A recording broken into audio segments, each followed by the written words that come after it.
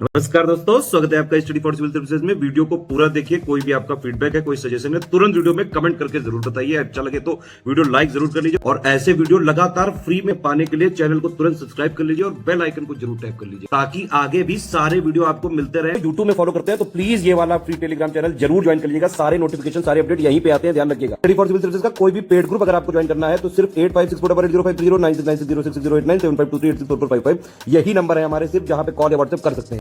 Instagram पे हमारा page जरूर फॉलो कर लीजिएगा, studyforcivil.services है। ट्विटर पे हमको जरूर फॉलो कर लीजिएगा, @studyforcivils है। दोस्तों, राजस्व लेखपाल के लिए मतलब उत्तर प्रदेश राजस्व लेखपाल की जो परीक्षा आपकी होने वाली है उसके लिए हमने सामान्य हिंदी का एक पूरा श्रृंखलाबद्ध क्रम चलाया था जिसमें कि व्याकरण से संबंधित प्रश्नों को हमने देखा और व्याकरण देखने के बाद गद्यांश अवबोधन वाला हिस्सा भी हमने हल किया और यह जानने का प्रयास किया कि एक पैराग्राफ अगर अपठित रूप में आपके सामने आ जाए तो आप क्या करेंगे, मतलब उससे संबंधित प्रश्नों को हल करने के लिए कौन से रणनीति का पालन करेंगे।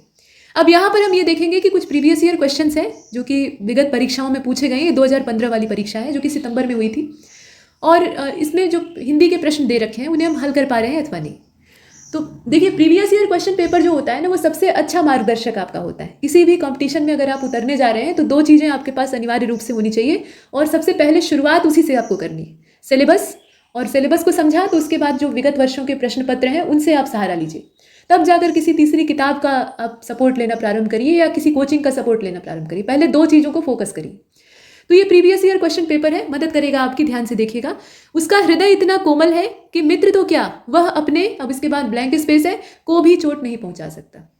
2015 की जो परीक्षा हुई थी इसमें प्रश्न सरल स्तर के आए थे। जैसे जैसे आगे परीक्षाएं बढ़ी, मतलब और पेपर हुए जो आगामी वर्ष थे, तो उसमें कठिनाई का स्तर बढ़ा है। तो ये आप हमेशा सोचकर चलिएगा कि कठिनाइयाँ बढ़ती ही जाएंगी। जो पीछे आपसे पेपर में प्रश्न पूछे गए हैं उस लेवल के प्रश्न नहीं, उससे थोड़े हाई लेवल के रहेंगे।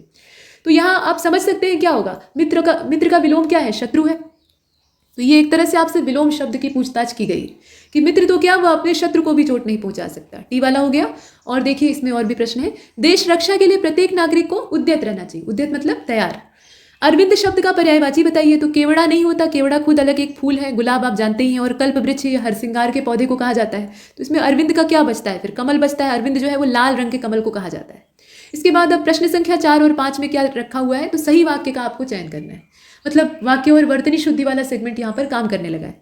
तो एक ही वाक्य को कई प्रकार से लिखा गया है। देखिए, तुलसी अवधि के श्रेष्ठ कवि हैं और सूर ब्रजभाषी हैं।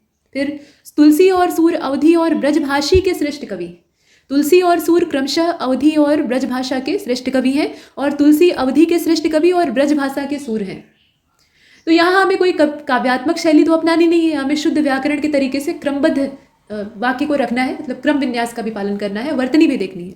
तो इसमें से सी वाला सर्वथा उपयुक्त है। वो देखकर पढ़ने के बाद आपको वैसे भी अंदाजा हो जाएगा। तुलसी और सूर क्रमशः, क्रमशः का मतलब तुलसी जो है वो अवधि के और सूर जो है वो ब्रजभाषा के श्रेष्ठ कवि। तो आपने कम से कम शब्दों में अच्छे ढंग से वाक्य को लिखा, इसका सी वाला हो जाएगा। इसके बाद अगले प्रश्न को देखिए। जीवन और साहित्य का ये तो प्रश्न हजारों बार अलग अलग परीक्षाओं में पूछा जा चुका है। सही संज्ञा का या सही शब्द का आपको चयन करना है। तो घोर और घनिष्ठ का कहाँ पर कैसे इस्तेमाल करना है? तो जीवन और साहित्य का घनिष्ठ संबंध है, अगाध संबंध नहीं हो सकता, निकट संबंध नहीं हो सकता। हालांकि सारे शब्दों का मतलब एक ही है लेकिन प्रयोजन अलग अलग है। मतलब और प्रयोजन में फर्क है, ठीक है। मतलब का तात्पर्य यहाँ अर्थ से है। तो अर्थ में सब समान है लेकिन जगह का कौन से शब्द को कहाँ पर इस्तेमाल किया जाना है ये थोड़ा सा यहाँ भिन्न मामला है। तो घनिष्ठ इस्तेमाल होगा यहाँ पे, घनिष्ठ संबंध है। राजा सेवक को कंबल देता है। अब इस वाक्य में रेखांकित पद में कौन सा कारक है? रेखांकित पद है नहीं, लेकिन यहाँ पर आप देखें राजा सेवक को कंबल देता है।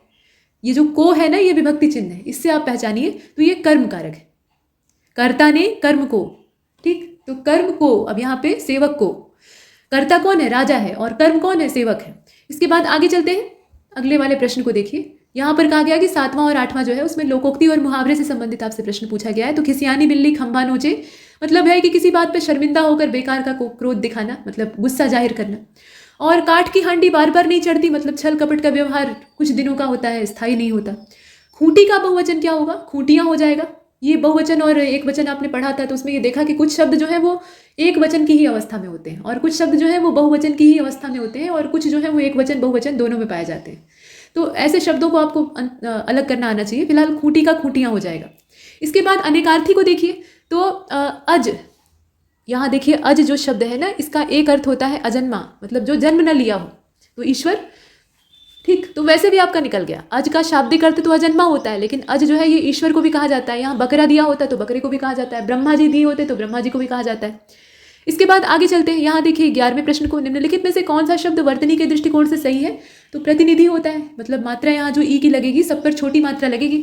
कृष का क्या होगा, मतलब कृष का विलोम क्या होगा? तो कृष मतलब होता है दुबला पतला। ये वो ऋतिक रोशन वाला कृष नहीं है, यहाँ कृष है, ये ताला विषय है। ठीक, तो कृष मतलब कहते हैं कृष का है, यानी दुबला पतला शरीर, तो उसका हृष्ट पुष्ट हो जाएगा, यानी मोटा ताजा स्वस्थ। आगे बढ़ते हैं 13वें प्रश्न को देखिए। अल्पज्ञ का विलोम क्या होगा? सर्वज्ञ हो जाएगा। अल्पज्ञ मतलब थोड़ा जानने वाला, सर्वज्ञ मतलब बहुज्ञ भी हो सकता है, बहुत जानने वाला। सर्वज्ञ मतलब सब कुछ जानने वाला। विद्यालय में जलपान को उत्तम प्रबंध है। अब इसमें त्रुटि कहाँ पर है, मतलब वाक्य के कौन से हिस्से में त्रुटि है आपको ये बताना है। तो विद्यालय में जलपान, यहाँ जो कारक का विभक्ति चिन्ह है ना, उसी में समस्या है। जलपान का उचित प्रबंध है, यहाँ का की जगह पे को लिख दिया है, तो वही जो जलपान को वाला हिस्सा है उसी में समस्या है। इसके बाद देखिए, मुझे रेलगाड़ी में यात्रा करना अच्छी लगती है। अब इसमें त्रुटि है ही नहीं, या फिर है तो कहाँ पर है बताइए। तो लिंग का गलत इस्तेमाल किया गया है। यात्रा करना अच्छा लगता है होना चाहिए, तो यहाँ अच्छी लगती है लिखा है, तो वही चीज़ यहाँ चुन लीजिए आप। देखिए अच्छी लगती है, यानी सी वाले को चुना। करुण रस का स्थायी भाव क्या है? रस पूछा जाता था, तो शोक। ठीक है, करुण का जो स्थायी भाव है वो शोक है। जो 9 रस है उनमें स्थायी भाव अपना अपना होता है। जैसे हास्य रस है तो उसका उल्लास होता है, हास होता है, असल में हास को ही उल्लास कहा जाता है। और वीर रस है तो उसका स्थायी भाव उत्साह होता है। आपका श्रृंगार रस है तो उसका स्थायी भाव रति होता है। तो ऐसे इसमें शोक जो है वो करुण रस का स्थायी भाव होता है। अब इसके बाद 17वें नंबर के क्वेश्चन को देखिए। हालांकि 2015 का जो सिलेबस था उससे परिवर्तन आया है अभी के सिलेबस में। मैं खाना खा चुका था, इस वाक्य में कौन सा भूतकालिक भेद है? परीक्षा के पैटर्न में भी अंतर आया है। तो संदिग्ध भूत है, सामान्य भूत है, पूर्ण भूत है और आसन्न भूत है। तो भूत का मतलब क्या? यहाँ भूत प्रेत पिशाच इत्यादि से नहीं मतलब है, इससे मतलब है कि बीती हुई चीज़, जो बीती हुई बात है उसको हम भूत में रखते हैं, यानी वो गायब मर चुका है। तो अब आपने खाना तो खा लिया, तो खा लिया है इसका मतलब ये बात भूतकाल में है, लेकिन कौन सा भूतकाल है? तो मैं खाना खा चुका था, ये क्या है? पूर्ण भूत है, मतलब कन्फर्म हो गया है कि आप खाना खा चुके थे। इससे कोई फर्क नहीं पड़ता कि आपने अभी खाया था या 3 घंटे पहले खाया था। इसके बाद देखिए, निम्नलिखित में से कौन सा शब्द तत्सम है? तो अग्र जो है वो तत्सम है, बाकी जितने हैं वो सब यहाँ तो तद्भव लिखे ही है। आँख, ठीक है। चक्षु होता है या नेत्र होता है, आप इसमें जो लिखना चाहें। ये अग्नि होता है, अद्य होता है, आज का अद्य होता है। इसमें अग्र जो है वो तत्सम है। ठठेरा, ठठेरा का लिंग परिवर्तन करिए तो ठठेरिन हो जाएगा। इन प्रत्यय इसमें लग जाएगा, इन जो है वो प्रत्यय लग जाएगा। जैसे पंडित में आइन लगा दिया तो पंडिताइन हो गया। इसके बाद आगे चलते हैं, यहाँ इन लगेगा, आइन नहीं, ध्यान दीजिएगा। अब इसके बाद इधर देखिए, इसमें 20वां और 21वां जो प्रश्न है उसमें आपको ये बताना है कि वाक्यांश के लिए एक शब्द क्या होगा। तो पर्वत की जो तलहटी होती है उसको क्या कहते हैं?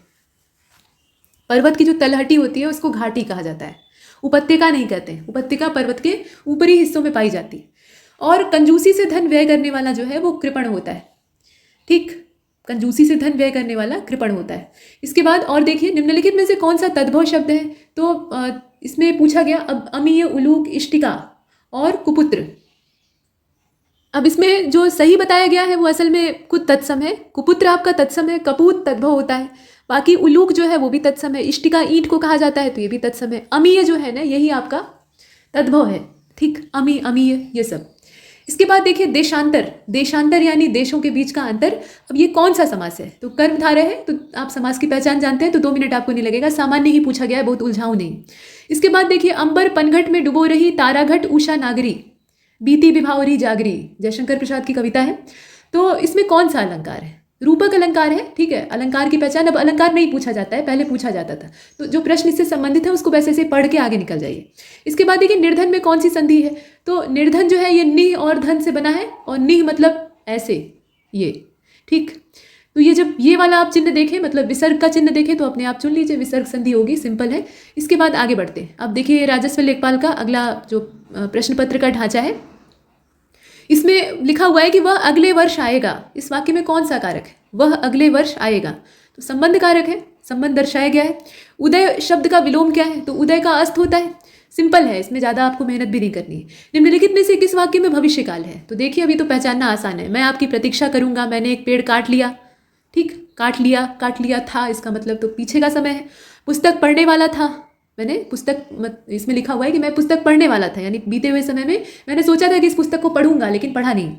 और मैं आपका आभारी हूँ, यानी आभारी आप बन चुके हैं, आप भविष्य में तो होंगे नहीं, तो ऐसे में डी वाला ऑप्शन भी नहीं होगा, इसका सिर्फ पहला वाला हो सकता है। वैसे भी आप फ्यूचर टेंस जब पढ़ते हैं तो उसमें पहचान एकदम से सरल भाषा में बताई जाती है कि गा गे गी जो है वो आता है, अपने आराम से आप पकड़ लिया आपने।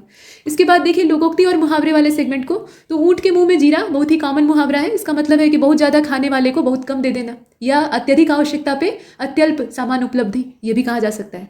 जूते चाटने का मतलब है खुशामद करना, चापलूसी करना। निम्नलिखित वाक्यों में रिक्त स्थानों की पूर्ति आपको करनी है, तो माता जी को प्रणाम। अब ये आपकी बौद्धिकता पर डिपेंड करता है कि आप कैसे शब्द का चयन करते हैं। तो माता जी को आप आशीर्वाद तो देंगे नहीं, शुभकांक्षाएं दे नहीं सकते हैं, और स्नेह जो है वो बराबर वालों को दिया जाता है या फिर छोटे लोगों को दिया जाता है, तो ऐसे में माता जी को प्रणाम। इसके बाद छठवें के बाद आप देखें सातवें प्रश्न को, ऐसा व्यक्ति जिसके आने का दिन और समय पहले से तय नहीं हो तो वो अतिथि होता है। स्वच्छ शब्द का पर्यायवाची आपको बताना है, तो स्वच्छ का यहाँ पे देखिए लिखा हुआ है कौन कौन से शब्द है, सब बेकार है। निर्मल होगा इसका मतलब जो बिना मल के है, यानी निर्मल। और यहाँ पाकिल लिखा है, वो पंकिल है असल में, यानी कचरेदार, मटमैला, गंदा। और नीरज मतलब क्या, नीरज मतलब जो नीर से जन्म ले अर्थात कमल, और नीरद मतलब बादल, तो ये सब अलग अलग है। इसका डी वाला ऑप्शन सही है। 9वें 10वें प्रश्न को देखिए, इसमें कुछ त्रुटियां हैं, कौन सा हिस्सा गलत है वो आपको बताना है, शुद्ध नहीं करना है, सिर्फ गलती कहाँ पर है वो ढूंढना है। तो मुझे कल 2 किलो लीची खरीदने हैं, मुझे कल 2 किलो लीची खरीदने हैं। अब इसमें कहाँ पर त्रुटि है या है ही नहीं, तो त्रुटि तो है लीची खरीदने हैं, जबकि आपको लिखना चाहिए कि मुझे कल, यहाँ आप देखें, मुझे कल 2 किलो लीची खरीदनी है। यहाँ जो लिंग का चयन किया गया है ना, खरीदने हैं, खरीदनी है, और बहुवचन एक वचन में समस्या है, तो उसके आधार पे हम सी वाले को चुनते हैं। इसके बाद 10वें वाले में भी वही काम आपको करना है, अपने अपने बस्ते में, माफ कीजिए, अपने अपनी किताबें बस्ते में डालो। लेकिन लिखा कैसे गया है, अपने अपने किताबें बस्ते में डाल लो। अब इसमें कोई त्रुटि नहीं है, या है तो कहाँ पर है, तो अपने अपने किताबें, जबकि अपनी अपनी किताबें होगा, यहाँ लिंग का जो प्रयोग है वो गलत किया गया है। इसके बाद 11-12 को देखिए, 11वां 12वां प्रश्न, इसमें अनेकार्थी शब्द है, तो प्रमत्त, प्रमत्त जो है इसका एक अर्थ लिख दिया गया है, दूसरा आपको बताना है। अनेकार्थी का मतलब क्या होता है कि एक ही शब्द के कई सारे मतलब होते हैं, तो प्रमत्त का क्या हो जाएगा, एक तो स्वेच्छाचारी होगा, मतलब अपनी मनमानी आचरण करने वाला, दूसरा उन्मत्त भी हो जाएगा, तो इसका ए वाला ऑप्शन। और कनक, यमक अलंकार के उदाहरण में सबसे फेमस ये उदाहरण है, कनक कनकते सौगुनी मादकता अधिकाय। तो एक कनक का मतलब सोना, एक कनक का मतलब धतूरा, मतलब कनक शब्द के 2 अर्थ, तो सोना वाला चुन लीजिए। इसके बाद आगे बढ़ते हैं, यहाँ देखिए 13वें नंबर के प्रश्न को, तो रीत्य अनुसार शब्द का संधि विच्छेद क्या होगा, रीति धन अनुसार, रीत्य धन अनुसार, रीतु धन अनुसार, ऐसे लिखा है, रीति धन अनुसार होगा, रीत्य अनुसार मिलाएंगे तो ऐसे बन जाएगा। इसके बाद 14-15 देखिए, इसमें मतलब 14वां और 15वां प्रश्न, वाक्य शुद्ध करना है, और शुद्ध करने की यहाँ मेहनत नहीं करनी है, बस चुनना है। तो शुद्ध वाक्य कौन सा है बताइए। इसमें देखिए, वह एक महिला विद्वान थी, अब महिला विद्वान ये लिखा है, वह एक विदुषी महिला थी, यहाँ लिखा हुआ है एक विदुषी महिला थी, वह क्रम विन्यास की गड़बड़ी है, क्रम सही नहीं है। और यहाँ देखिए, वह एक विद्वान महिला थी, इसमें शब्दों का चयन ही ठीक नहीं है, तो बी वाला ऑप्शन सही है, वह एक विदुषी महिला थी। विद्वान का स्त्रीलिंग क्या होगा, विदुषी हो जाएगा। 15वें प्रश्न को देखिए, वह प्रमाण सहित अपनी बात बताएगा, यही वाक्य सबसे सही है, बाकी सब तो गलत दिखाई दे रहे हैं, कि वह सप्रमाण के अपनी बात बताएगा, वह सप्रमाण के अपनी बात बताएगा। तो या तो आप ऐसे भी लिख सकते हैं कि वह सप्रमाण अपनी बात बताएगा, तो भी वही बात होगी कि प्रमाण के सहित अपनी बात बताएगा या प्रमाण सहित अपनी बात बताएगा। तो लिखने के दोनों तरीके हो सकते हैं। अब ये इस बात पर डिपेंड करेगा कि विकल्प में क्या दिया है, तो विकल्प में यही वाला सबसे सही है। इसके बाद 16-17 को देखते हैं। वाक्यांश के लिए एक शब्द वाला है, किसी की सहायता करने वाला सहायक होता है, भला चाहने वाला हितैषी होता है। ठीक है, अब यहाँ फिर से रस पूछा गया है, रस आपके पाठ्यक्रम से बाहर है, इसलिए इसमें समय नहीं लगाते हैं। ये अखियाँ हरि दर्शन की भूखी, मतलब हरि के दर्शन के लिए आप तड़प रहे हैं, तो यहाँ वियोग श्रृंगार जो है वो दिखाई दे रहा है। प्रिय का मिलन हो तो संयोग, और प्रिय से दूर जाए तो वियोग, तो यहाँ ईश्वर ही प्रिय है, यानी हरि ही प्रिय है, तो ऐसे में वियोग श्रृंगार है ये। इसके बाद आगे देखते हैं अगले वाले को। यहाँ देखिए, विद्वान शब्द का स्त्रीलिंग अभी अभी हमने देखा है विदुषी, तो विदुषी यहाँ हो जाएगा। अच्छा, एक चीज़ और है, यहाँ जरा आप 14वें प्रश्न की ओर नजर डालिएगा, ये वाक्य भी पूरी तरह ठीक नहीं है। वह एक विदुषी थी, ऐसे भी तो आप लिख सकते हैं, क्योंकि विदुषी का मतलब ही होता है विद्वान महिला, यहाँ पे किसी और जीव से तात्पर्य नहीं है, महिला से ही तात्पर्य है जो कि विद्वान है। तो वह एक विदुषी थी, या वह विदुषी थी, यह भी कहना पर्याप्त है, क्योंकि वो एक वचन है, तो इसका और शुद्ध रूप भी हो सकता है। लेकिन चूंकि यहाँ 4 विकल्प में चुनना था, तो सबसे सही वाला, मतलब जो सबसे ज्यादा निकटतम हो, उसको चुनने की आवश्यकता है। इसके बाद देखिए 20वें प्रश्न को, निम्नलिखित शब्दों में से तद्भव का चयन कीजिए। तो यहाँ देखिए आप, लिखा हुआ है प्यास, प्रांगण, उद्वेग, आश्रम। प्यास जो है वो तद्भव शब्द है, पिपासा इसका तत्सम होता है, आप जानते ही हैं। काली घटा का घमंड घटा, अच्छा है, इसमें कौन सा अलंकार है भाई, तो यमक अलंकार है। काली घटा का घमंड घटा, एक ही शब्द की बार बार आवृत्ति होती है, शब्द का अर्थ अलग अलग होता है। तो घटा यहाँ 2 बार इस्तेमाल हुआ है, एक बार तो बादल के लिए इस्तेमाल हुआ है और दूसरी बार घटने के लिए यानी घटाओं को, कमी को दर्शाने के लिए इस्तेमाल हुआ है, तो यमक है। इसके बाद आप देखें अलंकार फिलहाल पूछा नहीं जाता है। चाकू शब्द का बहुवचन चाकुओं हो जाएगा, रामपुरी, रामपुरिया। इसके बाद देखिए त्रिवेणी शब्द में कौन सा समास है, तो त्रिवेणी में क्या है, त्रिवेणी द्विगु समास है। पहला जो शब्द है वो संख्यावाचक होता है, मतलब पहला पद। इसके बाद देखिए तत्सम शब्द का आपको चयन करना है, तो इसमें देखिए तीखा, तीखा का क्या हो जाएगा, तिक्त हो जाएगा। अट्टालिका होता है अटारिका, और गहरे का गहन होता है, तो यहाँ निकृष्ट जो है ये आपका तत्सम शब्द है। इसके बाद आगे बढ़ते हैं। अब यहाँ आप आगे देखें 25वें प्रश्न को, जो कि इस श्रृंखला का अंतिम है, उसके बाद अगले पेपर को देखेंगे।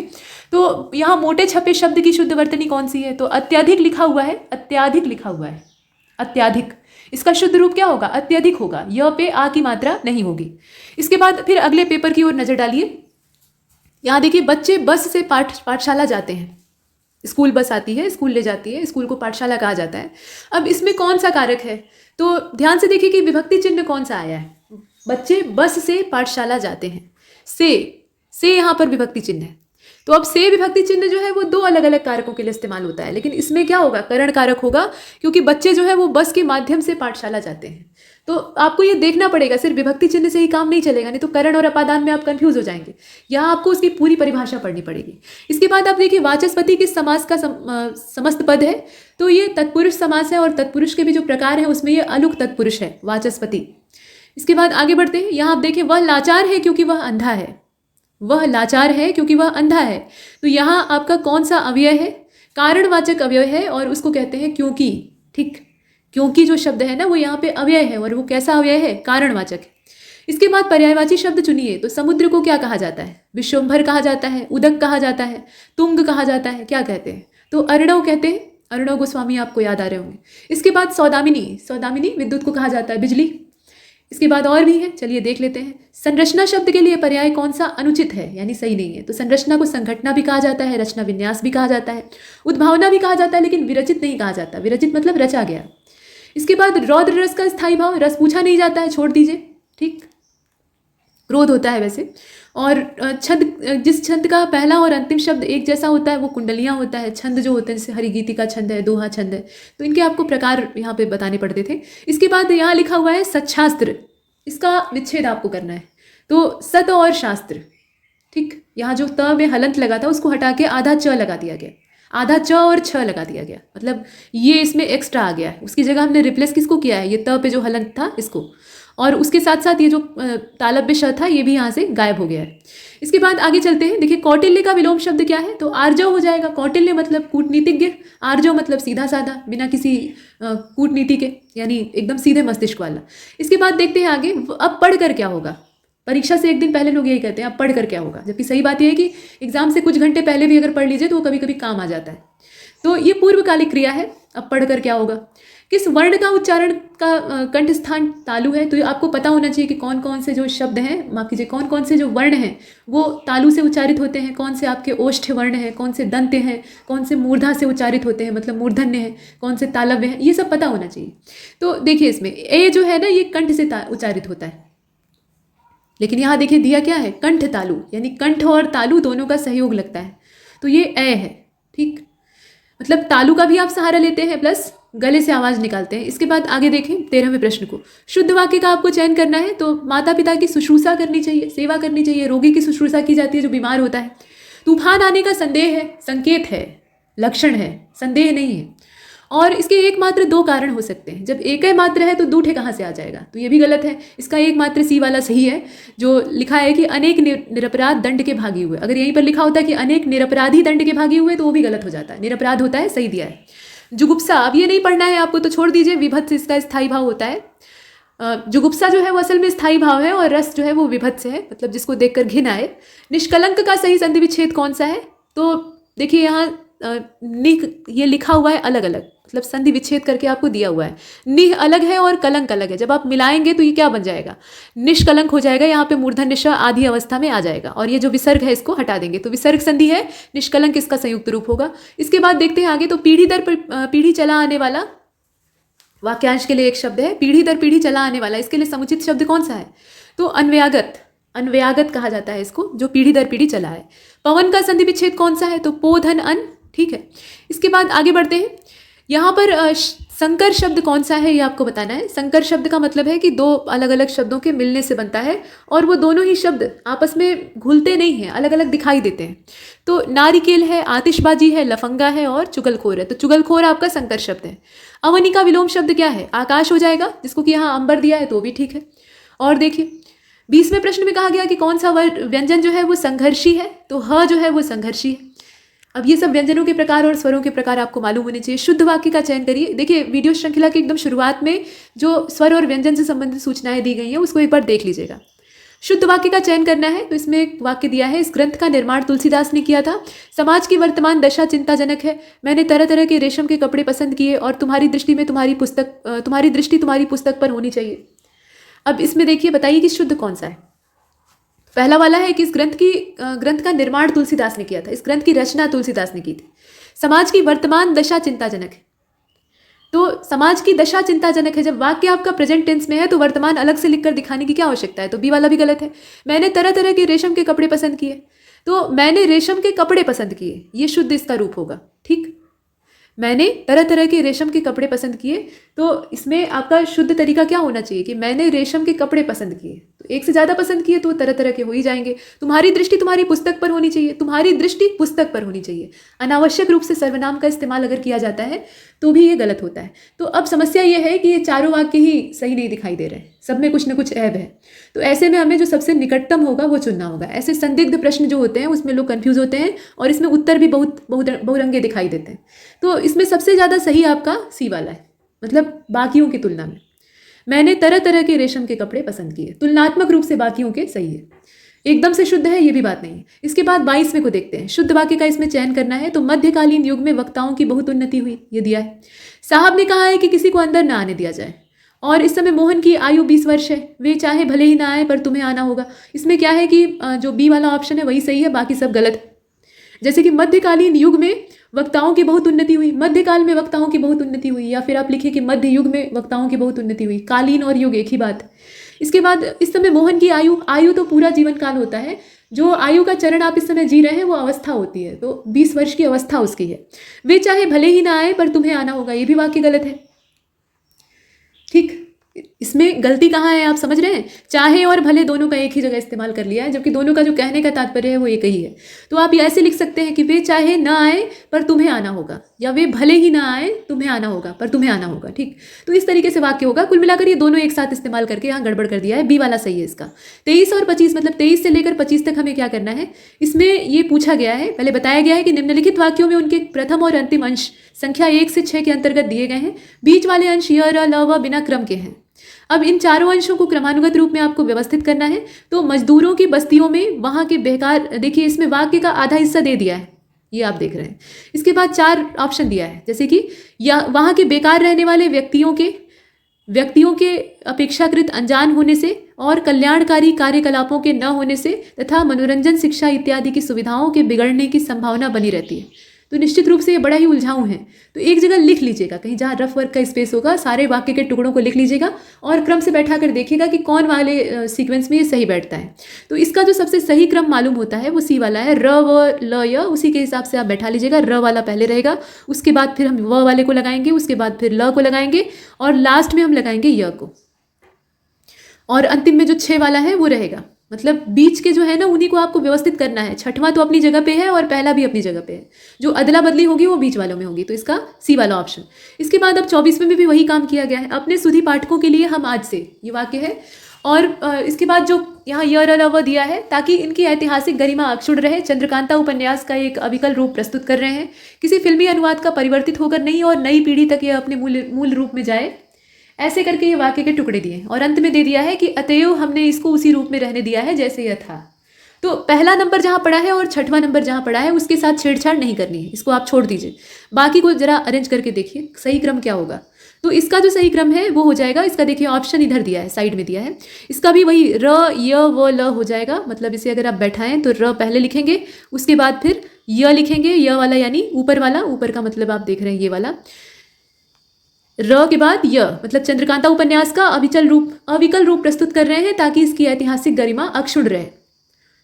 ठीक इस तरह से, और उसके बाद तब ल और उसके बाद तब व, ऐसे क्रम में रखेंगे तो इसका जो ऑप्शन है, ऑप्शन नंबर सी वाला सही हो जाएगा। और 25 में भी वही काम किया गया है। दूरदर्शन पर प्रदर्शित 2 धारावाहिक, लोग इनकी पहले से प्रतीक्षा करते रहते हैं, इतने लोकप्रिय हो रहे हैं और इन्हें देखने के लिए पहले रामायण और अब महाभारत अपने सारे काम काज छोड़ देते थे। तो बात तो ठीक है कि रामायण महाभारत के लिए लोग काम धंधा छोड़कर एक जगह गुटबंदी करके इकट्ठा हो जाते थे, क्योंकि टेलीविजन सबके पास नहीं होता था उस समय में, 90 के दशक में।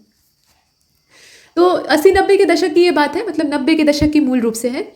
तो इसमें ये कहा गया कि इसी क्रम से आप बैठाइए, पहला और छठवें को मत छूइएगा, बीच वाले को देखिए। तो इसका डी वाला जो विन्यास है वो सही है, व र य ल के हिसाब से इसको कर लेंगे। मतलब पहला अपनी जगह पे है, छठवां अपनी जगह पे है, उसके अलावा व वाले को पहले लिखेंगे। दूरदर्शन पर प्रदर्शित या प्रसारित 2 धारावाहिक, पहले रामायण और अब महाभारत। अब महाभारत का मतलब महाभारत जब शुरू हुआ, रामायण पहले आया, महाभारत बाद में आया। ठीक है, रामायण मतलब जो रामानंद सागर जी के मतलब सागर प्रोडक्शन से बना था, और महाभारत जो कि BR मतलब BR चोपड़ा ने बनाया था। तो दोनों में थोड़ा सा समय का फर्क था। अच्छा, पहले रामायण और अब महाभारत। इसके बाद आप र वाले को लिखेंगे, इतने लोकप्रिय हो रहे हैं कि लोग इनकी प्रतीक्षा करते रहते हैं। ठीक है, य वाले को उसके बाद लिखेंगे और इन्हें देखने के लिए अपने सारे कामकाज छोड़ देते हैं। तो इसका सही क्रम आपका डी वाला हो जाएगा। अब 26 से 30 तक हमें क्या करना है, इसमें गद्यांश अवबोधन दिया है। तो इसमें आप देखिए कैसे करेंगे। शिक्षा को वैज्ञानिक और प्राविधिक मूलाधार देकर हमने जहाँ भौतिक परिवेश को पूर्णतया परिवर्तित किया है और जीवन को अप्रत्याशित गतिशीलता दे दी है, वहाँ साहित्य, कला, धर्म और दर्शन को अपनी चेतना से बहिष्कृत करके मानव विकास को एकांगी बना दिया है। मतलब हम टेक्नोलॉजी और संसाधनों के पीछे भाग रहे हैं और हमने जो हमारी सांस्कृतिक और दर्शन संबंधी चेतना थी उसको नकार दिया है, नज़रअंदाज कर दिया है। तो मानव जीवन एकांगी बन गया है। पिछली शताब्दी के विकास में पिछली शताब्दी में विकास के सूत्र प्रकृति के हाथ में पहुंच गए हैं और इस गली से यहाँ आप देख रहे हैं, इसमें पहुंचने का अर्थ मानव जाति का नाश भी हो सकता है। मतलब ये जो गली है, यानी ये जो रास्ता है, कॉरिडोर है, यहाँ से होकर हम गुजरेंगे तो डोर प्रकृति के हाथ में है और ये विनाशकारी सिद्ध हो सकता है, ये कहा गया। इसलिए नैतिक और आत्मिक मूल्यों के साथ को भी साथ साथ हमें विकसित करने की आवश्यकता है, जिससे कि विज्ञान हमारे लिए भस्मासुर न बन जाए, कि मतलब उस किसी के भी सिर पर हाथ रख दिया तो वो भस्म हो जाएगा। भस्मासुर की यही तो विशेषता थी और इसीलिए वो भगवान शिव को परेशान किए हुए था। मतलब भगवान शिव को एकदम से तंग कर दिया था कि हम भस्म करना चाहते हैं तुम्हें। और उसके बाद फिर भगवान विष्णु जो है वो मोहिनी अवतार एक बार पुनः धारण करते हैं और भस्मासुर को अपनी ओर लुभाते हैं कि वो उनकी सुंदरता में लुब्ध हो जाए और फिर दोनों साथ साथ नृत्य करने लगते हैं। भस्मासुर कहता है कि मुझे नाचने नहीं आता है, तो मोहिनी कहती है कि मैं तुम्हें सिखाऊंगी, मैं तुम्हें इतना अच्छा सिखाऊंगी कि तुम बहुत बढ़िया नाचोगे, उसके बाद हम दोनों साथ साथ रहेंगे। तो बस भस्मासुर को और कुछ नहीं चाहिए था। असुर जो है वो स्त्री और मदिरा में प्रेम रखते ही। तो उसके बाद वो सिखाते सिखाते डांस स्टेप मोहिनी जो है वो तरह तरह से इन्हें कमर हिलाना सिखाती हैं और अंत में अपने सिर पर हाथ रख के दिखाती है कि देखो एक नृत्य की मुद्रा ये भी है, और भस्मासुर अपना ही हाथ अपने सिर पर रखता है, भस्म हो जाता है। तो ये कहानी है, मज़ेदार कहानी है। मतलब बुद्धि का इस्तेमाल यहाँ पे श्रीहरि विष्णु ने किया था, तो ये अच्छी चीज़ है। अब इसके बाद देखिए, भस्मासुर का हाथ न बन जाए विज्ञान का हाथ, मतलब वो हमारे सिर पर रख दे तो हम ही भस्म हो जाए। और यदि व्यक्ति की क्षुद्रता, यदि राष्ट्र की क्षुद्रता बनती है तो विज्ञान भस्मासुर बन जाता है। मतलब व्यक्ति की मानसिकता अगर छोटी है, उसका व्यक्तित्व क्षुद्र है, तो वो राष्ट्र को भी क्षुद्र बना देगा। उसकी सोच जो है ना, एक व्यक्ति से नहीं राष्ट्र क्षुद्र होगा, लेकिन अगर बहुत सारे लोग उसी मानसिकता के हो जाएं तो निश्चित रूप से राष्ट्र में जो बौद्धिक स्तर है वो क्षुद्रता की ओर बढ़ेगा, यानी ओछेपन की ओर बढ़ेगा और ये नुकसानदेह सिद्ध होगा। इस स्तर को या इस सत्य को प्रत्येक क्षण अपने सामने रखकर ही अणु विस्फोट को मानव प्रेम और लोकहित की मर्यादा देनी आवश्यक है। अब यहाँ ये कहा गया कि अपरिसीम भौतिक शक्तियों का स्वामी मनुष्य आज अपने व्यक्तित्व के प्रति आस्थावान नहीं है और प्रत्येक क्षण अपने अस्तित्व के संबंध में शंकाग्रस्त है। उसे अपने अस्तित्व का ही सही ज्ञान नहीं है, वो ईश्वर तक को मानने से पीछे हट जाता है और विज्ञान का आश्रय लेता है, लेकिन विज्ञान को अपने स्वार्थ में इस्तेमाल करता है और इसका नतीजा क्या होगा, वो विनाशकारी होगा। तो ये कथन है, मतलब पूरा आपका पैराग्राफ है। इसमें ये पूछा गया है कि आज का मानव अपने व्यक्तित्व और अस्तित्व के लिए या अस्तित्व के प्रति इसलिए शंकालु है। किस लिए शंकालु है आपको जरा बताना होगा। तो वह विज्ञान की विध्वंसक शक्तियों से भयभीत है। विज्ञान को उसी ने खोदा है, उसी ने ईजाद किया है और उससे नए नए आविष्कार कर डाले और उसी की विध्वंसक शक्तियों से वो डर रहा है। तो इस कारण से वो अपने अस्तित्व के लिए शंकालु है कि हम बचेंगे भी कि नहीं बचेंगे। इसके बाद आप देखें 27वें प्रश्न को, हमारी विज्ञानधृत शिक्षा जो है या विज्ञानाधृत शिक्षा, मतलब विज्ञान पर आधारित जो शिक्षा है, उसकी सबसे ज़्यादा महत्वपूर्ण देन क्या है। तो जीवन का अपरिसीम भौतिक विकास, भौतिकता की ओर ही तो हम भाग रहे हैं। देखिए, विज्ञान का भी मूल स्वरूप भौतिक ही है। जो आप पढ़ते हैं ना, विज्ञान की 3 शाखाएं, फिजिक्स, केमिस्ट्री, बायोलॉजी, तो उसमें जो फिजिक्स यानी भौतिक विज्ञान है वो मूल विज्ञान है। शुरुआत वहीं से होती है। मतलब पहले ऊर्जा और ऊर्जा के साथ पदार्थ, जब दोनों का आपस में समावेश हुआ तो उसी से जो बायोटिक कंपोनेंट और एबायोटिक कंपोनेंट आप पढ़ते हैं वो सब बने। ठीक है, तो उनका अस्तित्व कैसे आया? एनर्जी और मैटर से आया। और एनर्जी और मैटर को हम लोग भौतिक विज्ञान में पढ़ते हैं, तो पूरा विज्ञान ही भौतिकवादी है, भौतिक चीज़ों पर ही चलता है। तो मनुष्य क्या कर रहा है? भौतिकता की आराधना कर रहा है, भौतिकता की उपासना कर रहा है, ये चीज़। तो सी वाला ऑप्शन सही है। इसके बाद 28वें को आप देखेंगे, मानव जीवन को भस्मासुर बनने से कैसे रोका जा सकता है? तो नैतिक और आत्मिक मूल्य ही हमें बचा सकते हैं। डी वाला सही है इसका। आधुनिक मानव विकास को सर्वांगीण नहीं कह सकता है, या उसके विकास को हम सर्वांगीण नहीं कह सकते हैं, क्योंकि उसमें से हमने सिर्फ भौतिक पक्ष को ही चुन लिया है और एकांगी विकास किया है। जो उसका सबसे महत्वपूर्ण और स्थायी पक्ष था उसको छोड़ दिया है। मतलब साहित्य, धर्म, कला, संस्कृति और दर्शन, इन्हें हमने कहीं पीछे छोड़ दिया है। अणु विस्फोट को मानवतावाद की मर्यादा देना तभी संभव है जब व्यक्ति क्षुद्रता को राष्ट्र की क्षुद्रता न बनने दे। मतलब मानसिक ओछापन और आपस में जो रंजिशें हैं उनको भूल कर अगर इस तरह की दिशा में चले तब तो ठीक है, लेकिन अगर उनकी जो मानसिक क्षुद्रता है वो उन पर हावी रही कि जरा सा झगड़ा किसी से नहीं हुआ कि उसके ऊपर बम फोड़ दिया, तो ऐसी मानसिकता फिर विध्वंसकारी होगी, तो उसकी आवश्यकता नहीं। तो ये हमने हल किया इसका सी वाला ऑप्शन, जो 30वें प्रश्न का आपने देखा। इसके बाद आप देखें, राम वृक्ष बेनीपुरी की रचना माटी की मूर्तें किस साहित्यिक विधा से संबंधित है? तो ये रेखा चित्र है, आप जानते ही हैं। और कौन सी पूर्वी हिंदी के अंतर्गत नहीं आती है? यहाँ बोलियों की बात हो रही है, ध्यान दीजिएगा। तो मगही जो है, तो पूर्वी हिंदी के अंतर्गत 3 बोलियां आती हैं मूल रूप से, अवधी, बघेली और छत्तीसगढ़ी। ठीक, ये मगही उससे बाहर है, तो मगही को बाहर कर देते हैं। अब इसके बाद आगे देखिए, भारतेंदु हरिश्चंद्र का कौन सा नाटक बांग्ला भाषा से अनुदित है? तो विद्या सुंदर, बाकी जो है वो उस तरह से अनुदित नहीं है। मुगल बादशाह शाहजहां ने किस कवि को महाकवि राय की उपाधि सुंदरदास को दी थी? ये आपने इतिहास में भी पढ़ा होगा। इसके बाद आप देखें कि रिक्त स्थानों में उचित पद आपको भरना है। तो व्यंग लेखक सामाजिक, अब सामाजिक के आगे यहाँ पर क्या शब्द भरेंगे कि उस पर वो तीखा प्रहार करे? तो विद्रूपता जो समाज की है, विकृतता है, उस पर वो तीखा प्रहार करता है। तो विद्रूपता इसका सही उत्तर होगा, डी वाला ऑप्शन। 36वें प्रश्न को देखें, कौन सी ज्ञानाश्रयी शाखा, प्रेमाश्रयी और ज्ञानाश्रयी शाखा, दो आप देखते हैं भक्ति काल का जो समय है उसमें, तो कबीरदास जी जो थे वो ज्ञानाश्रयी शाखा के थे। जयचंद्र का प्रकाश, यहाँ आप देखें, जयचंद्र प्रकाश नामक जो महाकाव्य है, जयचंद्र प्रकाश, ये एक महाकाव्य है। इसके लेखक कौन है? तो ये भट्ट केदार नाम के लेखक के द्वारा लिखा गया है, और चूंकि ये महाकाव्य है तो भट्ट केदार नाम के कवि के द्वारा लिखा गया है। मैथिली शरण गुप्त का संबंध आधुनिक युग के कौन से समय से है? तो ये द्विवेदी काल के थे। ठीक, हजारी प्रसाद द्विवेदी, महावीर प्रसाद द्विवेदी, तो ये द्विवेदी युग जो है उससे संबंध रखते थे। इसके बाद आगे देखते हैं 39वें प्रश्न को, ठिठुरता हुआ गणतंत्र। गणतंत्र वैसे जो इसका उत्सव हम मनाते हैं वो ठंडी के मौसम में पड़ता है, तो आप उससे मत लगा लीजिएगा कि रजाई में ठिठुरता गणतंत्र। यहाँ पर इसकी सामाजिक दशा से इसकी ठिठुरने की तुलना की गई है। तो ये हरिशंकर परसाई का व्यंग है, वो व्यंग लिखते थे और व्यंग में काफ़ी अच्छी अच्छी बातें कहा करते थे।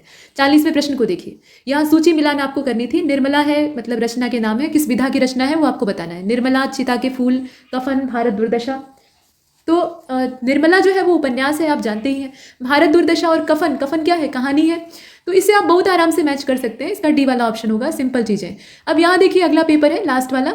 इसमें आपको 4 वाक्यांश दिए हैं। किसी न्यायालय में दी गई गवाही, मतलब आपको 4 वाक्यांश दिए हैं, गलत कथन का चुनाव करना है। तो किसी भी न्यायालय में दी गई गवाही जब तक वह शपथ लेकर न दी गई हो, जब तक वह अधिप्रमाणित नहीं की जाती है। अब इसमें क्या है, गलत कौन सा वाक्य है आपको बताना था। तो कोई त्रुटि नहीं है, सभी वाक्य अपनी जगह सही है, और इनफैक्ट कोई भी वाक्य इसमें पूरा ही नहीं है, तो अधूरा अधूरा दिया है। पल्स पोलियो से बचाव के लिए शिशुओं को निरोधक खुराक देना है, सबसे सरलतम उपाय, कोई त्रुटि नहीं है। तो यह सबसे सरल उपाय है, ये कहा जा सकता है। सरलतम या तो आप लिख लीजिए या फिर सबसे हटा दीजिए। तो ये आपने देखा। इसके बाद देखिए, सरदार पटेल से अच्छी इस देश में फिर नहीं हुआ राजनीति के प्रशासक, कोई त्रुटि नहीं।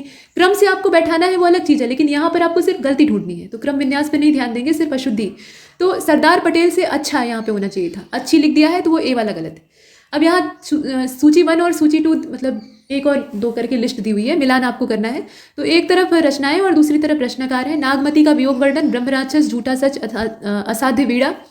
तो नागमती का वियोग वर्णन ये मलिक मोहम्मद जायसी का है, पद्मावत जो इन्होंने लिखा है उसी के अंतर्गत आता है, तो ए वाले का तीसरा हो जाएगा। वैसे ही ब्रह्म राक्षस है और असाध्य पीड़ा है, मुक्ति बोध और अज्ञेय से इसको लगा लीजिए। झूठा सच यशपाल का है, तो मिलान आपने कर लिया और इसका बी वाला ऑप्शन सही हो जाएगा, मिलान करके देख लीजिएगा। इसके बाद देखिए 5वां 6वां क्या है, तो निम्नलिखित वाक्यों में उनके प्रथम और अंतिम जो अंश संख्या है वो 1 से 6 के अंतर्गत दिए हैं, बीच वालों को आपको ठीक करना है, पहला और 6वां सही है जैसे पीछे आपने किया था। तो आवश्यकता ही आविष्कार की जननी है, ये वाक्य है, और लास्ट में लिखा है कि इसलिए वर्तमान युग को वैज्ञानिक युग कहा जाता है। तो इन दोनों में समस्या नहीं है, समस्या बीच में है। यह वाला कहता है कि त्यों त्यों मनुष्य उसकी पूर्ति के लिए तभी नए नए आविष्कार होते हैं, तरह तरह के नए उपाय सोचता है, ज्यों ज्यों मनुष्य की आवश्यकता बढ़ती जाती है। क्रम बैठाइए तो इसका सी वाला हो जाएगा। क्रम बैठाना आसान है, आप आराम से कर सकते हैं। पहले व वाला हो जाएगा, उसके बाद तब य वाला हो जाएगा, उसके बाद फिर ल लगाएंगे और लास्ट में र हो जाएगा। इसके बाद नेक्स्ट इसमें भी वही काम करना है। तो केंद्र सरकार द्वारा उन उद्यमों में और की प्रगति का सबसे महत्वपूर्ण कारण सीधे निवेश किया जाना है। मतलब क्षेत्र में, देश में संतुलित क्षेत्रीय विकास, ये पहला सेंटेंस है, ये वाक्य यहाँ से है। और लास्ट में लिखा हुआ है कि सीधे निवेश किया जाना है। बीच वाला जो है उसी में आपको ठीक करना है। तो इसका पहला वाला ही सही है, ये वाले ऑप्शन के हिसाब से इसको अरेंज कर लीजिएगा। इसके बाद आगे बढ़ते हैं। 7वें वाले में कहा गया कि ऐसा लगा मानो बम फटा। अब इसमें कौन सा अव्यय है? तो स्वरूप बोधक है। ऐसा लगा मानो बम फटा, मानो, ठीक, मानो, ये क्या है? स्वरूप बोधक है। इसके बाद आगे देखते हैं। यहाँ 8वें और 9वें प्रश्न में शुद्ध वाक्य आपको चयनित करना है। तो नदी के किनारे बहुत पेड़ खड़ा है, बहुत पेड़ खड़े हैं, बहुत से पेड़ खड़े हैं। छात्र अनुशासन प्रिय होना चाहिए, छात्र को अनुशासन प्रिय होना चाहिए। इसके बाद देखिए, साधनों का विकास करने होंगे नहीं बल्कि साधनों का विकास करना होगा। तो ये सब तो गलत है, सी वाला सही है। युद्ध मनुष्य को अमानवीय बनाता है। 9वें वाले में भी वही काम सेम करना है। तो इसमें एक ही वाक्य को अलग अलग ढंग से लिखा हुआ है। सी वाला सबसे सही है, माँ को अपने पुत्र से ममता होती है, ठीक। इसके बाद 10वें और 11वें में अवतरण, मतलब 10वां 11वां जो प्रश्न आपका है वो इस अवतरण पर आधारित है। अवतरण को ध्यान से देखिए। आवश्यकता इस बात की है कि हमारी शिक्षा का माध्यम भारतीय भाषा में हो, जिसमें कि राष्ट्र के हित, मन प्राण के सूक्ष्मतम और गंभीरतम संवेदन मुखरित होते, और हमारा पाठ्यक्रम यूरोप और अमेरिका के पाठ्यक्रम पर आधारित न होकर हमारी सांस्कृतिक परंपराओं और आवश्यकताओं को लीड करे, यानी प्रतिनिधित्व करे। भारतीय भाषाओं और भारतीय इतिहास, भारतीय दर्शन, भारतीय धर्म और भारतीय समाजशास्त्र को हम सर्वोपरि स्थान दें और उन्हें अपने शिक्षा क्रम में गौण स्थान देकर शिक्षित जन को उनसे वंचित रखकर अपनी राष्ट्रीय संस्कृति को एक महान रिक्तता की ओर हम धकेल रहे हैं। स्थान देना चाहिए वो तो अच्छी बात है, लेकिन हम क्या कर रहे हैं? उसे गौण मान ले रहे हैं और एक तरफ कर दे रहे हैं, और जो पाश्चात्य सभ्यता है, पाश्चात्य संस्कृति है, उसको स्थान दे रहे हैं। तो इससे क्या हो रहा है? हम एक खालीपन की ओर बढ़ रहे हैं और नई पीढ़ी खोखली हो रही है। हम राष्ट्रीय परंपरा से नहीं बल्कि सामयिक जीवन प्रवाह से भी दूर जा रहे हैं। विदेशी पश्चिम चश्मों के भीतर से देखने पर अपने घर के प्राणी भी अजीब से और बिना पहचाने दिखाई देते हैं। शिक्षित जन और सामान्य जनता के बीच में खाई बढ़ती जा रही है। विश्व संस्कृति के दावेदार होने का दंभ करते हुए भी हम अपने घर में बामन बन गए हैं। बामन मतलब बौने हो गए हैं, और इस स्थिति को हास्यास्पद ही कहा जाता है। मतलब हम अपनी कद्र खुद से करना ही नहीं जानते। जब कोई अपनी इज्जत खुद नहीं करेगा तो बाहर वाले उसकी इज्जत कहाँ से करेंगे? तो यही चीज़ है। अब इसमें पूछा गया है कि हमारी शिक्षा का माध्यम भारतीय भाषा में क्यों होना चाहिए? तो इसलिए होना चाहिए क्योंकि भारतीय मानस का स्पंदन उससे ध्वनित होता है, और जब हम अपने स्पंदन को समझेंगे तो हम सबको समझने में सक्षम हो पाएंगे। हमारी शिक्षा में ऐसे पाठ्यक्रम की आवश्यकता है जिसमें कि भारतीय संस्कृति परंपरा का ही प्रतिनिधित्व हो। तो ये आपने देखा। इसके बाद 12वें नंबर के प्रश्न में आपसे पूछ लिया गया कि इसका शीर्षक क्या हो सकता है। तो आपको अधिक परिश्रम नहीं करना है, इसमें 4 ठे खोज के बताया ही गया है। उसमें से जो सबसे अच्छा लगे तो ए वाला सही है। हमारा शिक्षा माध्यम और पाठ्यक्रम, ये होना चाहिए। इसके बाद 13वें प्रश्न में पूछा गया कि शिक्षित जन और सामान्य जनता में निरंतर जो खाई बढ़ रही है, तो इसका कारण यह है कि हम शिक्षित जन और सामान्य जनता में जो अंतर है उसको देखते हैं विदेशी चश्मा लगा के। तो अपने ही लोग अटपटे दिखाई देते हैं। मतलब विदेशी चश्मा लगा के या विदेशी मानसिकता के साथ हम अपने ही लोगों को देखते हैं, यही मूल कारण है। इसी की वजह से अंतर पैदा हो रहा है। 14वें नंबर के प्रश्न में कहा गया कि हमें राष्ट्रीय सांस्कृतिक परंपरा के साथ जुड़ना चाहिए। तो भारतीय नव्य समाजशास्त्र के साथ इसका अवलोकन हमें करना चाहिए। मतलब सामाजिक जो दृष्टिकोण है वो भी हमारे समाजशास्त्र के हिसाब से होना चाहिए। तुलसीदास की कौन सी काव्य रचना ब्रज भाषा में है? तो दोहावली जो इन्होंने लिखी है, वैसे तो ज़्यादातर अवधी भाषा में है, जैसे रामचरितमानस और इस तरह की बहुत सारी रचनाएं, लेकिन दोहावली इनकी ब्रज भाषा में है। और पश्चिमी हिंदी जो है इसके अंतर्गत कौन सी बोली आती है? तो कन्नौजी आती है, ठीक। कन्नौजी जो है ये पश्चिमी हिंदी के अंतर्गत आती है। जयशंकर प्रसाद की काव्य रचना अतुकांत शैली में लिखी गई है। कौन सी है ये? अतुकांत मतलब उसमें तुकबंदी नहीं है। तो प्रेम पथिक। असल में पहले के समय में बिना छंद के कविता लिखना और बिना तुक के कविता लिखना ये बड़ा ही अशोभनीय कार्य माना जाता था। आप सूर्यकांत त्रिपाठी निराला जी को मतलब उनकी कविताएं, उनकी रचनाओं को पढ़ते होंगे तो आप ये भी जानते होंगे कि सबसे पहले अतुकांत और बिना छंद की कविताएं लिखने का जो क्रेडिट है वो उन्हीं को दिया जाता है। सबसे पहले वही शुरुआत करते हैं, बाद में ये फैशन आजकल का बन गया। आजकल हर कोई जहाँ देखे वहीं कविताएं लिख रहा है। कविता के नाम पे कहानी लिख मारते हैं और कहते हैं मैंने कविता लिखी है। तो ऐसी कविताएं, लेकिन निराला जी की जो अतुकांत कविताएं थी उनमें तर्क होता था, रस होता था। लेकिन जब पहली बार वो सरस्वती पत्रिका में प्रकाशित होने के लिए अपनी कविता भेजते हैं तो वहाँ द्विवेदी जी, महावीर प्रसाद द्विवेदी मौजूद रहते हैं और वो इनकी कविता का जो पन्ना है उसको फाड़कर डस्टबिन में डाल देते हैं। कहते हैं कि ये कोई कविता है, ऐसे बिना तुक की कविता नहीं लिखी जाती है, तुम्हें लिखने का ही शऊर नहीं, ऐसे बोलते हैं। और बाद में वही जो उस तरह की कविताएं हैं, मतलब वो एक तरह का इनोवेशन था कविता के क्षेत्र में, तो वो बहुत तेजी से काम करता है। वह आता दो टूक कलेजे के करता, पछताता पथ पर जाता, वह तोड़ती पत्थर इलाहाबाद की सड़क पर। इस तरीके से मतलब कहानी के मोड में उन्होंने लिखा, लेकिन ये लोकप्रिय हुआ। तो अतुकांत वाला जो काम है वो पहले नहीं होता था, लेकिन कुछ जो कवि और लेखक थे वो थोड़ा नया प्रयोग करते थे, लेकिन उसमें वो सफल नहीं हो पाते हैं। मतलब जो उनकी तुकांत कविताएं थी उन्हें ज़्यादा तवज्जो मिलती है लोगों के द्वारा और ज़्यादा सम्मान प्राप्त होता है। तो अतुकांत को लोग उस समय ध्यान नहीं देते। लोकप्रिय बनाने का श्रेय निराला जी को दिया जाता है। तो प्रेम पथिक नाम की एक रचना जयशंकर प्रसाद ने लिखी थी, लेकिन ज़्यादातर उनकी जो रचनाएं हैं और कामायनी खुद वो तुकांत शैली में ही लिखी गई। इसके बाद आगे चलते हैं। 17वें के बाद आप 18वें को देखेंगे। 18वें प्रश्न में ये कहा गया कि कौन सी रचना मैथिली शरण गुप्त जी के द्वारा नहीं लिखी गई है। तो जयद्रथ वध इन्होंने लिखा है, यशोधरा लिखा है, ठीक है, सखी वे मुझसे कहकर जाते, और साकेत जो इनका काव्य है उसको भी इन्होंने लिखा है, लेकिन नील देवी इनकी रचना नहीं है। जरा बताइएगा नील देवी को किसने लिखा है। अब 19वें से लेकर 21वें प्रश्न में हमें क्या करना है, रिक्त स्थानों की पूर्ति, फिलिंग द ब्लैंक। तो मनुष्य के, अब इसके बाद ब्लैंक है, में पुस्तकें उसके मित्र, मार्गदर्शक, प्रेरक और साथी होती हैं। तो कष्ट, सुख, एकांत या तनाव। एकांत, हालांकि हर मोड में पुस्तकें सहायता करती हैं। कष्ट में भी उसकी सहयोगी होती हैं, सुख में भी उसकी सहयोगी होती हैं, लेकिन सुख में मनुष्य पुस्तकों से दूर हो जाता है। और एकांत में होती है, प्लस तनाव में भी होती है। तनाव में आप हैं, कोई अच्छी मोटिवेशन वाली किताब पढ़ लीजिए, एनर्जी आ जाएगी, है ना। तो सभी में सहयोग करती है, लेकिन सबसे अधिक अच्छा उत्तर जो है वो सी वाला है। इसके बाद आप देखें, धोखे से भरे समाज की प्रवृत्ति, प्रवंचन की प्रवृत्ति दिन ब दिन बढ़ती जा रही है। और देखिए, जाति सामाजिक स्तरीकरण की एक व्यवस्था है, मानकीकरण यहाँ पे होना चाहिए था, मतलब मानकीय व्यवस्था है। वाणी औचित्य का सही संधि विच्छेद, संधि शब्द कौन सा होगा, ये विच्छेद करके तो दिया ही है। तो वाण्योचित्य हो जाएगा, औ हो जाएगा यहाँ पे एक साथ, और ये जो ड़ी लिखा हुआ है ना, ये की मात्रा, इसमें से सिर्फ आधा अड़ा निकाल लेंगे, वाण्योचित्य हो जाएगा। तो ये आपने देखा। अन्वीक्षण आप देख रहे हैं, इसका अनुधन ईक्षण हो जाएगा, बड़ी ई है, ये आप देखें। इसके बाद शीतर्तु, इसका संधि विच्छेद क्या होगा, शीत और ऋतु होगा, शीत और ऋतु होगा, ठीक, यहाँ पे इस तरीके से लिखा जाएगा। इसके बाद आप देखें आगे, ये हिंदी के अतिरिक्त कौन सी भाषा देवनागरी लिपि में लिखी जाती है। तो नेपाली जो भाषा है उसको भी हम देवनागरी लिपि में लिखते हैं, इसमें जो और भाषाएं दिया है उसकी तुलना में। पुरस्कृत पुस्तक हवा में हस्ताक्षर, इसके रचनाकार कौन है, तो ये कैलाश वाजपेयी जी की रचना है। कुछ पुस्तक मतलब रचनाएं और रचनाकार भी देख लीजिएगा। सितंबर मास में 10वां हिंदी सम्मेलन, ये भारत के कौन से शहर में आयोजित किया गया था, तो भोपाल, मध्य प्रदेश में आयोजित हुआ था। और कौन सी बोली राजस्थानी हिंदी के अंतर्गत आती है, तो ये आपकी मेवाती जो बोली है, मेवाती भाषा नहीं है, बोली है, ये राजस्थानी हिंदी के अंतर्गत आती है। युधिष्ठिर किस समास का समस्त पद है, तो ये तत्पुरुष है, और उसमें भी कैसा तत्पुरुष है, अलुक तत्पुरुष है, इसे आपने यहाँ पर देखा। और देखिए यहाँ कहा गया कि 8 अध्याय हैं, जिसमें वो क्या है, तो अष्टाध्यायी है, पहली चीज पाणिनि की अष्टाध्यायी, और ये बहुब्रीहि समास है। इसके बाद कौन सा इसमें से विभत्स रस का विरोधी है, तो श्रृंगार है इसमें से विरोधी। इसके बाद राजा भिक्षुक को दान देता है, ठीक है, राजा भिक्षुक को दान देता है, इसमें कौन सा कारक है, तो संप्रदान कारक है, ठीक है। राजा भिक्षुक को दान देता है, कर्ता ने कर्म को करण से संप्रदान के लिए, तो यहाँ दान वो किसके लिए दे रहा है, दान देने का काम वो भिक्षुक के लिए कर रहा है, तो यहाँ संप्रदान। इसके बाद देखिए, संप्रदान मतलब होता है किसी को कुछ चीज़ दी जाए। जैसे आप संप्रदान कारक को पहचानना चाहते हैं ना, तो वाक्य को ध्यान से पढ़िए।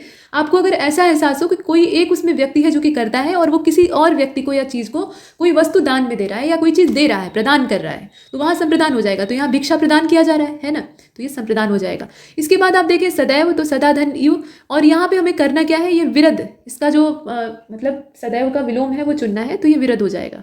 इसके बाद आप देख रहे हैं सहोदर, तो इसका परोदर हो जाएगा। और देखिए 35 से लेकर 37 यातुधान निश्चिचर होता है, इसका मतलब पर्यायवाची आपको ढूंढना था। यातुधान मतलब भी दैत्य होता है, राक्षस होता है, और निश्चिचर मतलब भी वही होता है। रात का त्रियामा होगा, यामा, यामी, याम्या, त्रियामा, ये सब जो है ये रात के पर्यायवाची है। ग्रीवा का गर्दन हो जाएगा, पैर, कलाई और पृष्ठ होगा नहीं। गोबर गणेश ये कौन से समास में आता है, तो अधिकरण तत्पुरुष है भाई, इसको जानते रहिए। 3 वेड़ियां जहां से निकलती हैं वो त्रिवेणी है, तो जिस भी समास में पहले संख्या दर्शाई जाए, मतलब पहले किसी गिनती का आभास हो, तो वो द्विगु में आता है। इसके बाद अब देखिए यहाँ 2018 का प्रश्न पत्र है, तो इसमें गंगेय शब्द लिखा हुआ है, और ये गंगेय नहीं, असल में गांगेय है। तो गांगेय शब्द किसके लिए इस्तेमाल होता है, भीष्म, पितामह भीष्म के लिए इस्तेमाल होता है, गंगा के वो पुत्र थे। और देखिए अंधायुग धर्मवीर भारती की रचना है, जो सदा सत्य बोलता है और जिसकी हमेशा प्रशंसा होती है। तो अब यहाँ क्या है, दोनों वाक्यों को मिला दिया गया है, बीच में क्वामा के सहारे दोनों चिपके हुए हैं, तो ये मिश्रित वाक्य है, 2 वाक्यों का समागम है। सूर्योदय होने पर कौन सा पक्षी प्रसन्न होता है, तो चक्रवाक। मुझे किस प्रकार का सर्वनाम है। यहाँ देखिए सर्वनाम के भी अलग अलग प्रकार होते हैं, संज्ञा के स्थान पे इन्हें प्रयोग किया जाता है। तो मुझे जो शब्द है एक सर्वनाम है, ये आप जानते हैं, लेकिन कैसा सर्वनाम है, तो ये उत्तम पुरुष सर्वनाम है। उत्तम, मध्यम और अन्य पुरुष सर्वनाम आपको पहचानने आने चाहिए। अनेकार्थी शब्द है अंक, इसका एक विकल्प गलत है जो कि इसके समान अर्थ नहीं रखता है। तो अंक मतलब गोद होता है, अंक मतलब हृदय होता है, अंक मतलब अध्याय होता है कि इस अंक में ये चीज़ लिखी हुई थी, लेकिन ब्रह्मा नहीं होता है। तो डी वाला ऑप्शन बाहर। जय पराजय में कौन सा समास है, द्वंद्व होता है। और आप देखिए पर्वतीय शब्द का वाक्यांश क्या होगा, जो पर्वत पर रहने वाला है, जिसका कोई अंत नहीं होता वो अनंत है। एक लाठी से सबको हाँकना मुहावरे का अर्थ क्या है, तो अच्छे बुरे का अंतर न कर पाना। तरणी, ध्यान दीजिएगा, तरणी नहीं है, तरणी है, मतलब अड़ पे छोटी की मात्रा है, तो ये सूर्य का पर्यायवाची है। अगर यहीं पर अड़ पे बड़ी की मात्रा हो जाती ना, तो ये नाव का पर्यायवाची हो जाता, तरणी। फर्क है दोनों में। इसके बाद देखिए निम्नलिखित में से कौन सा संधि का उदाहरण नहीं है, तो सम्राट। सम्राट एक मूल शब्द है, ये संधि का उदाहरण नहीं है। इसके बाद आगे चलते हैं। यहाँ देखें आप निम्नलिखित, हालांकि विभक्ति के आधार पर विच्छेद करेंगे तो किसी भी शब्द का विच्छेद हो जाएगा, लेकिन वो संधि विच्छेद के नियम के अनुसार नहीं होगा। अब यहाँ पर आपको करना है कि निम्न समूह में से सही कौन सा है बताइए। तो वैदेही, चंचल और इसके अलावा भ्रष्ट ऐसे लिखा हुआ है, और धोबी। तो ये जो प्रश्न है इसके हिसाब से इसका सी वाला ऑप्शन सही होगा। और यहाँ आप देख रहे हैं कि निम्नलिखित में से तत्सम शब्द कौन सा है, तो चौपाया, चारपाया, चतुष्पद, चारपद, चतुष्पद होता है, चौपाया भी हम लोग बोलते हैं। और इसमें से अशुद्ध वाक्य का आपको चयन करना है। तो बिजली गरजती नहीं है, बादल गरजते हैं, इसलिए पहला ही गलत है आपका, बाकी तो ठीक ही है। इसके बाद अब 2008 का जो द्वितीय पाली में हुआ था, कई फेज में हुआ था, तो उसमें सेकंड फेज वाला जो था, सेकंड शिफ्ट वाला था, उसके प्रश्नों को देखिए। हिंदी भाषा किस लिपि में, देवनागरी में लिखी जाती है। जो अच्छे कुल में उत्पन्न हुआ है, कुलीन है। सिंपल बच्चों वाले क्वेश्चन है। खूब लड़ी मर्दानी वह तो झांसी वाली रानी थी। इसमें मर्दानी जो है, ये मर्दानी शब्द का मतलब क्या है, जो मर्दों जैसे गुण वाली हो, यानी पौरुषत्व से भरपूर हो। तो पहले के समय में मतलब लक्ष्मीबाई का जो टाइम पीरियड था, उस समय ऐसा माना जाता था कि पुरुष ही पुरुषार्थी हो सकते हैं, महिलाएं जो हैं वो सिर्फ महल की ड्योढ़ी के अंदर रहती हैं। और राजा गंगाधर राव का भी यही मानना था, उनके जो पति थे। और अगर वो जीवित रहे होते तो रानी लक्ष्मीबाई को इतने स्कोप नहीं मिले होते, ठीक। तो उन्हें इतना खुलकर अपने आप को प्रस्तुत करने का मौका उनकी मृत्यु के बाद ही मिलता है, चाहे भले ही वो मजबूरी के ही नाम पर मिलता है, लेकिन मिलता है। तो ये जो मर्दानी शब्द है ना, ये भी जो पितृसत्तात्मक मानसिकता है उसको दर्शाता है। फिलहाल आगे चलते हैं। कौन सा शब्द पुल्लिंग है, दही। दही खट्टा होता है, कभी खट्टी नहीं होती। निशिदिन बरसत नैन हमारे, सूरदास का ये कहना था, मतलब सूरदास जी जो है वो जन्मांध थे। और ईद का चाँद होना, दर्शन दुर्लभ होना, कभी बहुत दुर्लभ ही दिखाई देना। शुद्ध वर्तनी का आपको चयन करना है। अंतर्निहित इसमें सही लिखा है, बाकी सब गलत है। ईर्ष्या होता है, उत्थान होता है, और इच्छा यहाँ जो लिखा हुआ है ऐसे नहीं लिखा जाता है, आधा च और छाता वाला छ होता है। आज भी भारत में श्रवण कुमार पैदा होते हैं, ये क्या है, तो ये जातिवाचक है, ठीक। व्यक्तिवाचक तब होता है ना जब किसी एक व्यक्ति को ही इसमें टारगेट बनाया जाता, मतलब श्रवण कुमार की उपमा किसी एक आदमी को दी जाती। लेकिन ये बताया गया कि ऐसा समूह लोगों का अभी भी भारत में पैदा होता है जो कि श्रवण कुमार के समान गुण को दर्शाते हैं। तो एक समान गुण को दर्शाने वाले जो लोग हैं उनको जब एक साथ रखा जाता है तो कहते हैं कि वो एक प्रजाति या एक जाति के हैं, है ना। तो यहाँ जाति सूचक है। इसके बाद स्वतंत्र भारत की राष्ट्रलिपि क्या है, देवनागरी है। और आप देखिए यहाँ पर कहा गया कि सौदामिनी शब्द का पर्यायवाची शिलीमुख नहीं है, शिलीमुख मछली भौरी को कहा जाता है। बिजली, क्षण प्रभा और चंचला जो है वो सौदामिनी को ही कहा जाता है। शलाका, ये सलाई को कहा जाता है, ठीक है, सलाई इसका तद्भव है, शलाका जो है वो तत्सम है। निष्काम का संधि विच्छेद क्या है, विसर्ग संधि है, निह और काम होता है।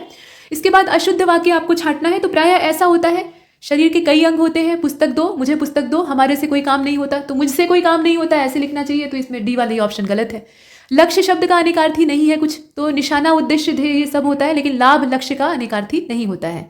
बोधगम्य का विलोम इनमें से कौन सा नहीं है, तो अबोधगम्य, गूढ़, बोध्य और दुरूह। देखिए अबोधगम्य भी इसका विलोम है, गूढ़ भी इसका विलोम है, और दुरूह भी इसका विलोम है, जो कि समझ में ना आया आसानी से।